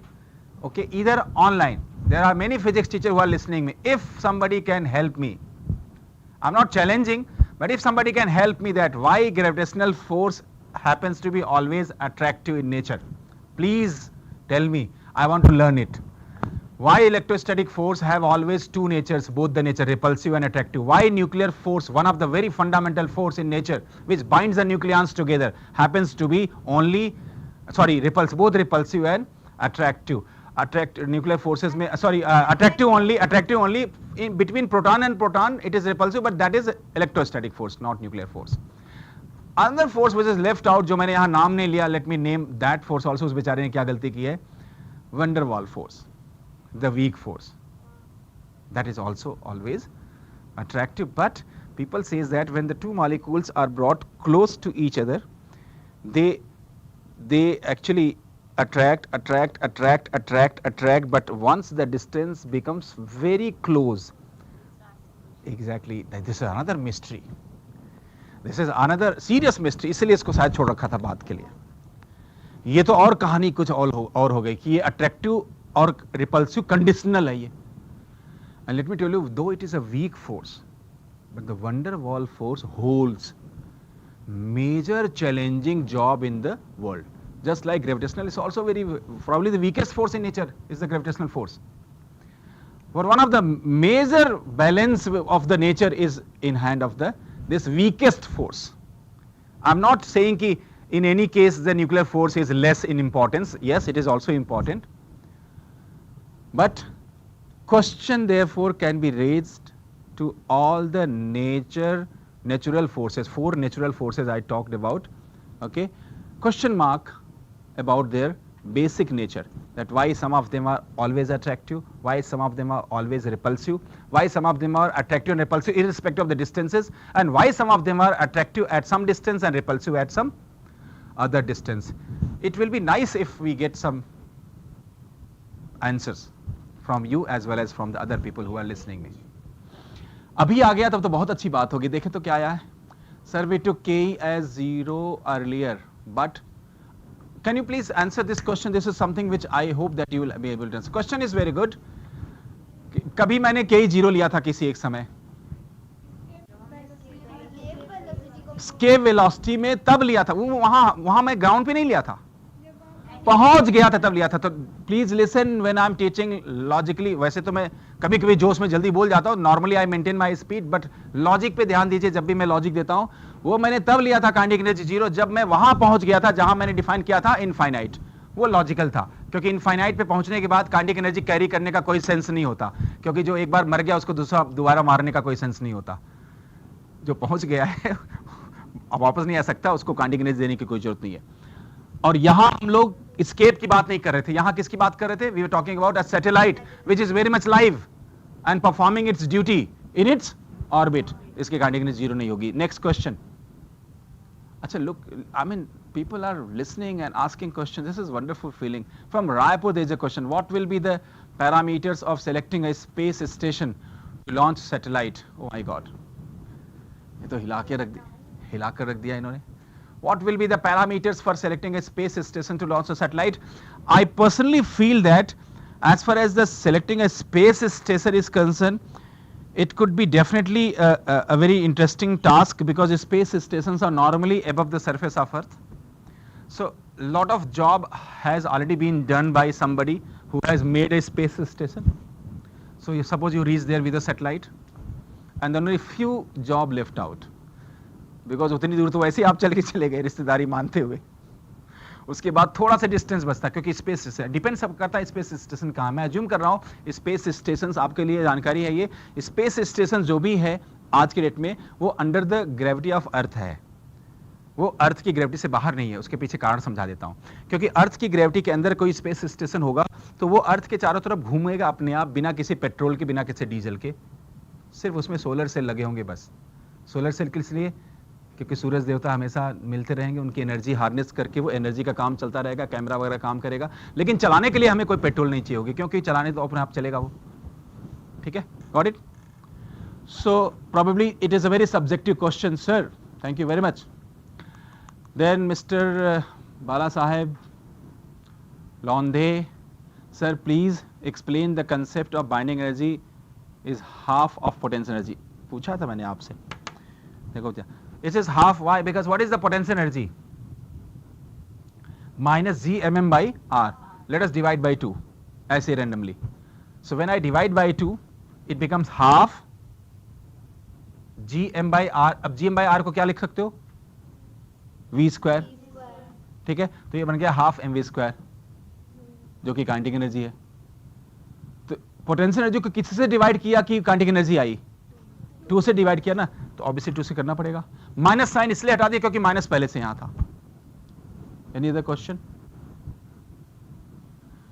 So though I'm going to finish this chapter, though I'm in a position to say that yes, chapter is over, but I leave you people with a serious thought process, which you should always welcome. Okay? When I was like you, I used to catch these questions like a magnet. कभी भी मिलता था, and I keep thinking, यार क्या हो सकता, out of the way जाके सोचता था। That is the reason even today I have got many explanation with my logic sometimes which I give, which you sometimes feel actually how can easily be it can be related with the daily life, because the logics can be developed. Okay, so think of these 4 forces and think of that in spite of they doing our mankind job and services, still man is not able to know that why their nature is attractive or repulsive. ठीक है? See, I'm happy that I'm getting the answers. One of the answer DY Public School Bhubaneswar is, since we have 2 type of charges, so there is attractive and repulsive forces, but mass is of 1 type. Sir says, or whatever maybe a child is telling or the teacher is telling, that how many type of charges are there? 2 type charges, and therefore we have got attractive and repulsive, both the type of forces there. But since mass is of, so we have got only 1 type of force. Somehow I'm not satisfied with the answer.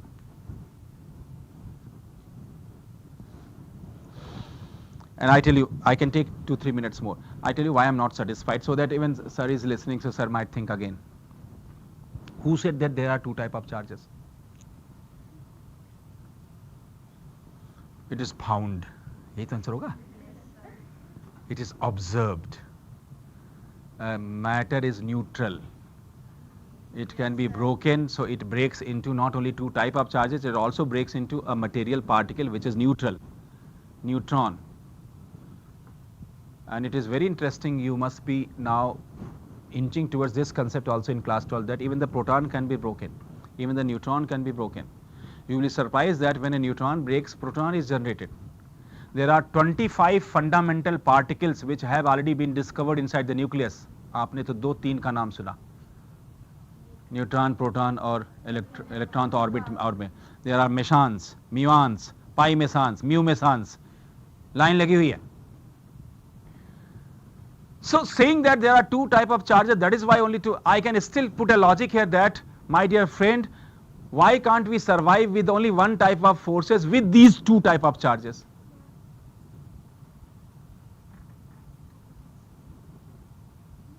अब कहेंगे ये होता नहीं है, तो हमारा सवाल यही है, जो होता है वो कैसे होता है, यही तो सवाल है. ठीक है, जो होता है तो मैं एक्सेप्ट कर ही रहा हूं, उसके लिए तो मैं नतमस्तक हूं. तुम्हें माता पिता, तुम्हें मेरा भी अप्रोच है, सही है. लेकिन जो होता है वो ऐसे क्यों होता है, वही तो लॉजिक है. ठीक है, तो इसलिए I am not happy with that logic. There is attractive and repulsive forces but mass has one type only. Okay, do satellite use fuel after they are placed in the orbit? Very good question again from Rajasthan. I told you, do we need fuel? Yes, we do need, but not for orbiting. For running the camera, for running the devices which we install there, we need fuel. Okay? अब आप कहीं सोचो, आप में से कोई सोच रहा हो बदरी हो जाएगी तो क्या होगा.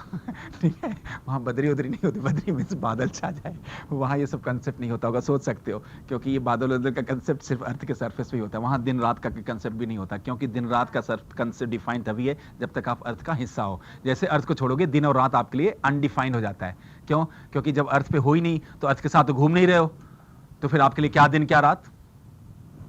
इस पे एक इंटरेस्टिंग बात कह के मैं क्लास फिनिश करता हूँ. एक बच्चा है जो पैदा हुआ, उसको बच्चे के पापा ने अर्थ के सरफेस से दूर भेज दिया, स्पेस में भेज दिया. अर्थ का हिस्सा नहीं है वो, फिलहाल ग्रेविटी में है, अर्थ का हिस्सा नहीं है. इंसिडेंटली वो जुड़वा बच्चा था, उसका भाई अभी भी अर्थ पे रह गया. ट्विन थे ये दो. जुड़वा बच्चा पैदा होते हैं, कोई आश्चर्य की बात नहीं है. ठीक है, मेरे घर में खुद ही मेरे मझला भाई मेरा और मेरी दीदी ट्विन है. ठीक है, एक साथ पैदा हुए हैं वो. जो नीचे ग्राउंड पे रह गया, 10 साल के बाद, टेक्नोलॉजी तो हो ही गई है, 10 साल के बाद फोन लगाता अपने भाई से बात करने के लिए, और सबसे पहला सवाल यही पूछता है कि भैया आप कितने साल के हुए. भैया का जवाब क्या होगा? ये आपका होमवर्क है, ध्यान से सोच के होमवर्क करके आना. नीचे वाला 10 साल का हो गया, बड़ा हो गया अब तो. 10 साल मतलब आजकल के बच्चे तो 5-6 साल के बच्चे भी फोन यूज करते हैं. टेक्नोलॉजी तो हमें. अब सवाल ये है कि उसका भाई क्या जवाब देगा. This is your question and please tell me the answer in next class. आपके लिए 12 घंटे के आसपास का वक्त है. ठीक है, कल की क्लास में I am going to again have a 2-3 minutes debate on this. This is in physics called, very famous concept in physics, again a concept called twin paradox. Twin paradox. It's a concept in physics which I will definitely discuss tomorrow. I'm expecting some of the answers from the online children also by tomorrow. Any other question? What gives the energy? तो बता चुका हूँ. Move around the earth. नहीं, ये question है. What gives the energy to the satellite to move around the earth? भाई fuel तो मैंने रूल आउट कर दिया, पेट्रोल है नहीं, डीजल है नहीं, तो चल कैसे रहा. हाथ जोड़ लो, भगवान दे रहे. ठीक है, भगवान चला रहे होंगे. Because of which energy? Gravitational potential energy and the kinetic energy जो हमने उसे दिया था, ऑब्वियसली बाइंडिंग एनर्जी. ये कहां से आता है? ग्रेविटेशनल फोर्स से आता है. इसके लिए फ्यूल की जरूरत नहीं है, पेट्रोल की जरूरत नहीं है. ठीक है, thank you very much.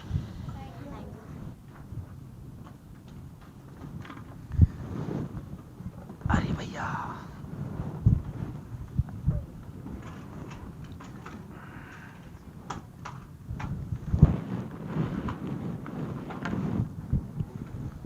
Question मत भूलना कल तक, फोन लग जाए तो जरूर पूछ के बता।